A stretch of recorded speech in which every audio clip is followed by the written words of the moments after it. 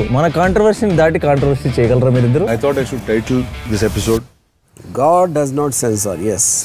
నాకు ఎందుకు సార్ బాగులు చేసేటప్పుడు ఇలాంటి మంచి కామ్ ఆఫీస్ ఎందుకు లేదు మాకు? అప్పుడు డబ్బులు డిసెంబర్ 27వ తారీఖున ప్రతి జిల్లా హెడ్ క్వార్టర్స్లోనూ ఎలక్ట్రిసిటీ ఎస్సీ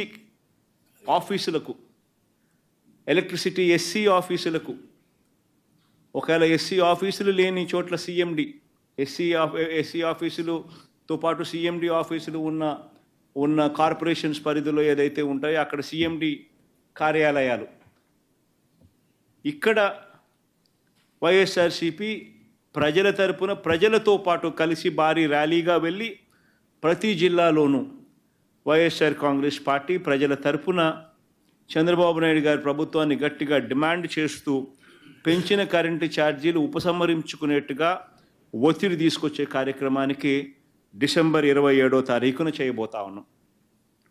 అదే మాదిరిగా జనవరి 3వ తారీఖున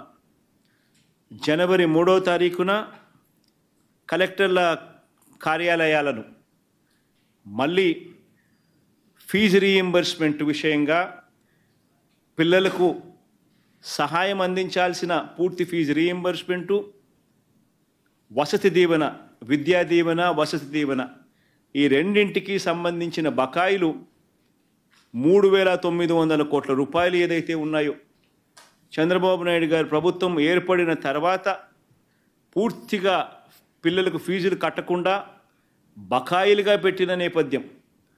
జనవరి, ఫిబ్రవరి, మార్చికి సంబంధించిన ఫీజులు ఏప్రిల్లో వెరిఫై చేసి మామూలుగా మే మాసంలో ఇవ్వాలి.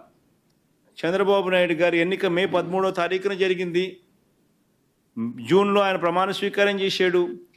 జూన్లో వచ్చిన వెంటనే ఆ ఫీజు రీయింబర్స్మెంట్ ఇవ్వాల్సింది.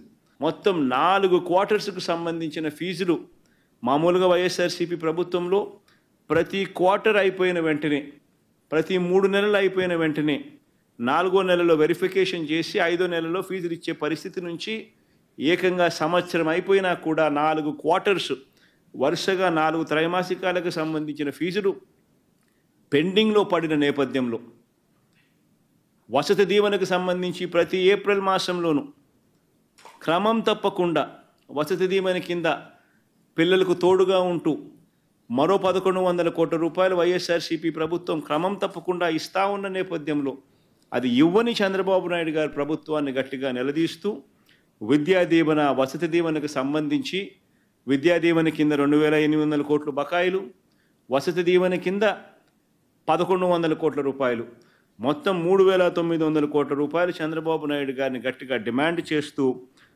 చదువుకుంటా ఉన్న పిల్లలకు తోడుగా ఉండే కార్యక్రమంలో భాగంగా పిల్లలతో కలిసి వైఎస్ఆర్సీపీ జనవరి 3వ తారీఖున కలెక్టర్ల కార్యాలయాలకు వెళ్ళి రిప్రజెంటేషన్ ఇచ్చి డిమాండ్ చేసే కార్యక్రమం జనవరి 3వ తారీఖున చేస్తుంది. 3 ప్రోగ్రాములు డిసెంబర్ 11వ తారీఖున, డిసెంబర్ 27వ తారీఖున, జనవరి 3వ తారీఖున రైతులకు సంబంధించి, పెంచిన కరెంటు ఛార్జీలకు సంబంధించి, పిల్లలకు సంబంధించిన ఫీజు రీయింబర్స్మెంట్ బకాయిలకు సంబంధించి 3 ఇష్యూస్ మీద వైఎస్ఆర్సీపీ గలం విప్పుతా ఉంది. గట్టిగా ఉద్యమ బాట పట్టే కార్యక్రమం చేస్తుంది.